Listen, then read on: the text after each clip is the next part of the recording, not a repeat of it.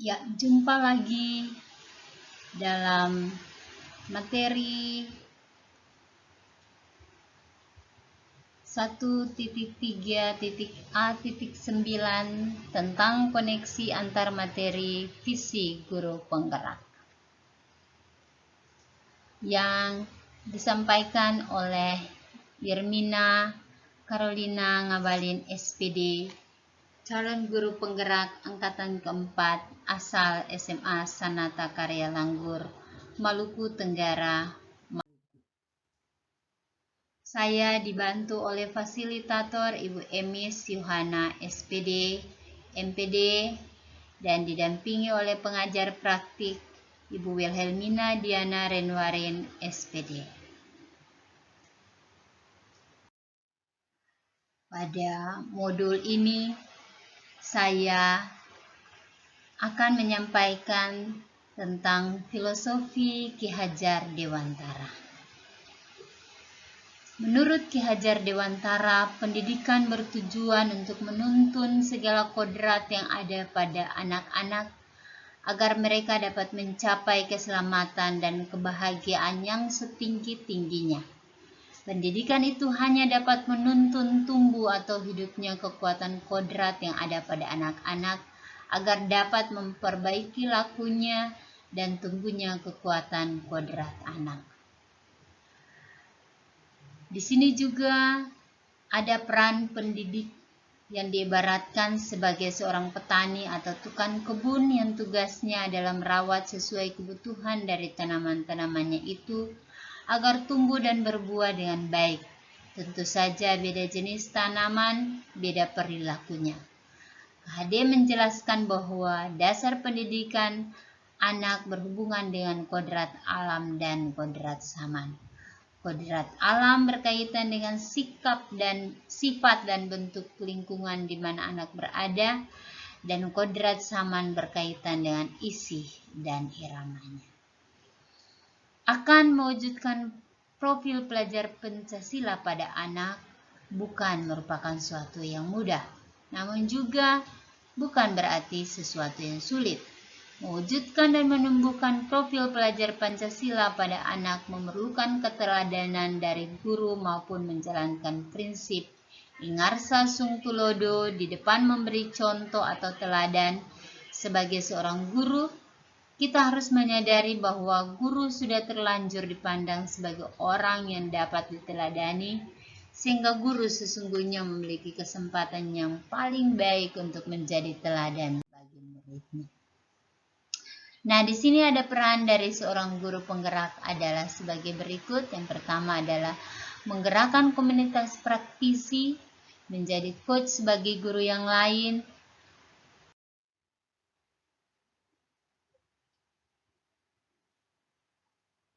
Ada 5 nilai dari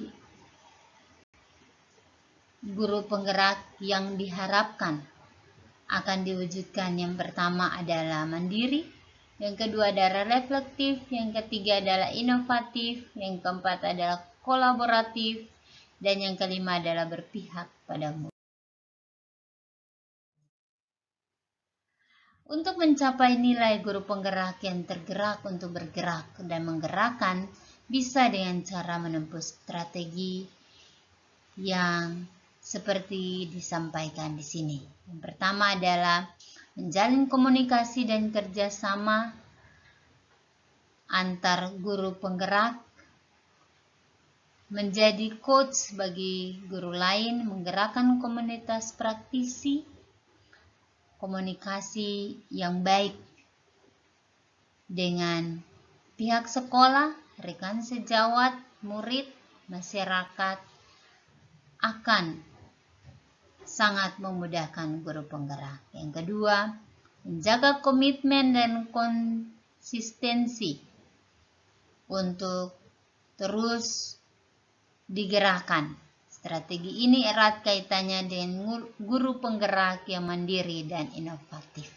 Dan yang ketiga adalah melakukan refleksi diri atas usaha perubahan yang telah dilakukan, agar kita dapat menentukan langkah tepat guna jamin keberlangsungan perubahan. Mempunyai visi, khususnya visi guru penggerak, itu sangat berguna bagi seorang guru penggerak karena satu, visi yang jelas akan bisa menjadi suatu sumber bahan bakar atau motivasi serta aspirasi bagi guru penggerak tersebut.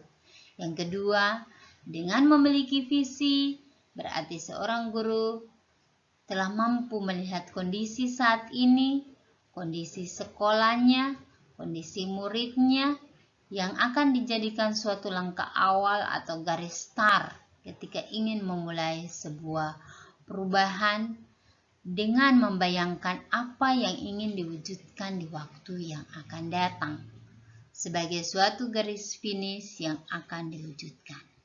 Dan yang ketiga, visi sangat berguna bagi suatu panduan atau rambu-rambu bagi guru penggerak dalam menyusun strategi yang diperlukan untuk mencapai cita-citanya.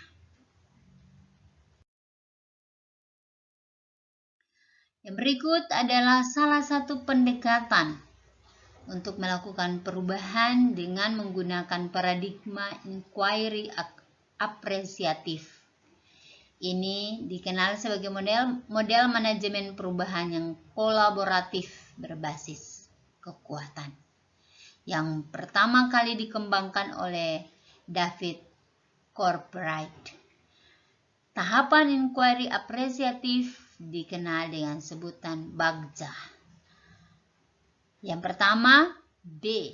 Buat pertanyaan utama, define.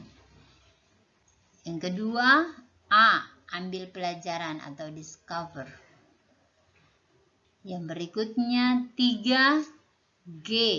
Gali mimpi atau dream.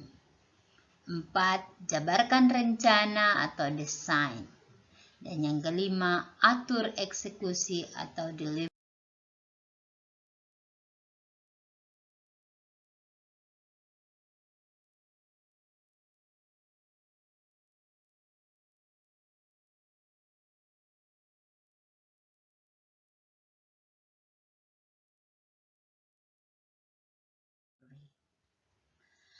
Dengan demikian, maka prakarsa perubahan yang ingin saya wujudkan adalah wujudkan siswa berkarakter positif sesuai profil pelajar Pancasila. Rumusan visi guru penggerak sebagai salah satu guru penggerak yang mengajar di jenjang SMA, saya memimpikan murid yang bertakwa kepada Tuhan yang Maha Esa, mandiri, berkarakter, kreatif, serta memiliki profil pelajar Pancasila, dan terwujudnya siswa yang unggul berprofil pelajar Pancasila diharapkan nanti mampu menyesuaikan diri dengan perkembangan ilmu dan teknologi, serta sukses menjadi pemimpin masa depan sesuai dengan bidang keahliannya masing-masing. Yang diwujudkan peserta didik yang bertakwa kepada Tuhan Yang Maha Esa, mandiri, berkarakter, kreatif, dan inovatif, mewujudkan profil pelajar Pancasila.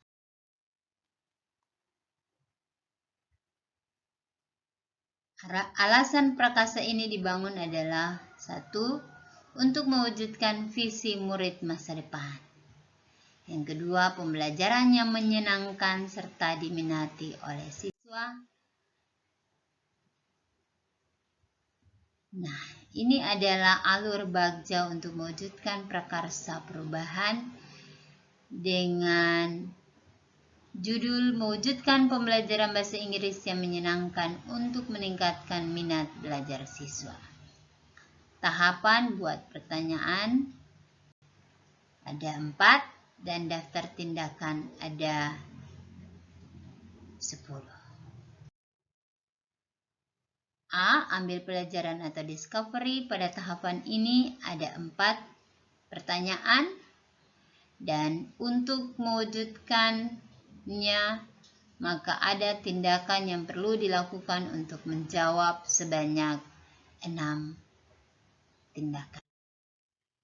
Tahapan yang ketiga adalah gali mimpi atau dream. memiliki 4 pertanyaan, dan untuk melaksanakan pertanyaan tersebut ada 5 tindakan yang perlu dilakukan untuk menjawabnya. Dan yang berikut, atur eksekusi atau delivery. Siapa saja. Dan yang terakhir adalah atur eksekusi atau delivery. Ada 4 pertanyaan dan 4 tindakan yang harus dilakukan untuk menjawab seluruh pertanyaan yang dicantumkan. Demikian hasil pemaparan saya terkait dengan koneksi antar materi visi grup penggerak. Terima kasih, salam dan bahagia.